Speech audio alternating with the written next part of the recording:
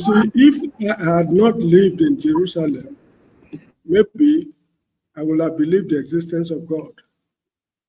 But living in the state of Israel, mixing with the Jews and other people, convinced me beyond all reasonable doubt that God does not exist. I had the advantage of going there when I was a young man to look for money. So that's an opportunity most people cannot have. You need to live in their midst, know how they organize themselves, and how they relate with people, their beliefs, customs, and traditions. You believe that religion is a scam, one of the greatest scams man has ever invented. Others are banking, social security, and insurance. These are all scams, legalized scams in the history of man. Now, it's not only Nigerian pastors or men of God who behave in this fashion. When I was a little boy, right from primary school in my high school days, I read the literature of the Jehovah's Witnesses thoroughly because they write in very, very simple, straightforward English, which primary school children with good education background can understand.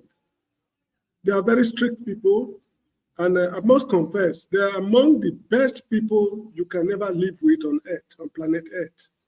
That is the Jehovah's Witnesses in town. But the problem with the organization is their headquarters. That organization is built on fraud, monumental fraud. They preach doctrines which are out of tune with biblical teachings. For example, they tell you, you are not permitted to take, to succumb to what they call blood transfusion when you are sick. You are not allowed to smoke cigarettes and quite a lot of other things.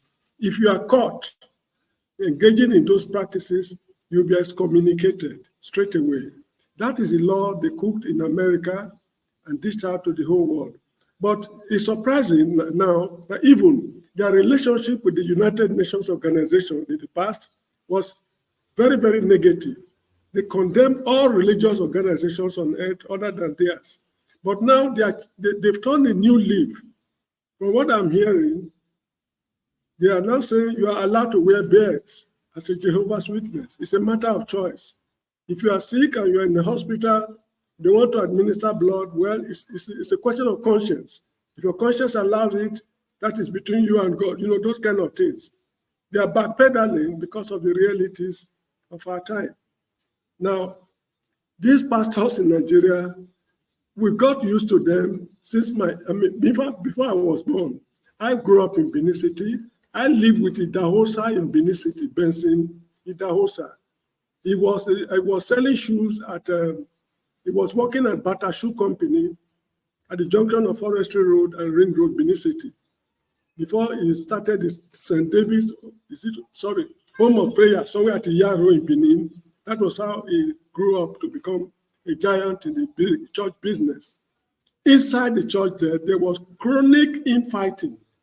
There were some other cases, so although I could not relate, there's no direct link between him and those cases. But however, these things happened, and people were reading meanings to quite a lot of things in the church.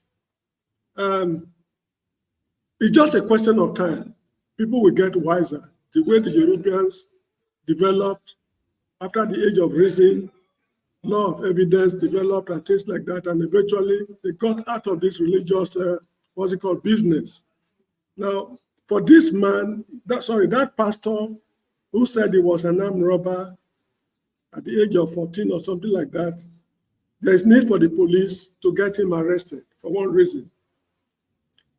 In law, there's what they call Limitations Act, if I'm not mistaken. The lawyers call it Limitations Act. That is, if I have a business with you or do something with you, after a specific number of years, I can no longer take legal action against you. That is Limitation Act or something like that. But that does not apply to criminal cases. Crime has no expiry date. If you commit any offense, even before you were born in your mother's womb, and it is established that you committed the offense, you can be arrested, put on trial, and disciplined appropriately. So that guy who confessed openly that he was an armed robber should be arrested as quickly as possible, and that is the responsibility of the state. not the church members going to report him, because the video is already online.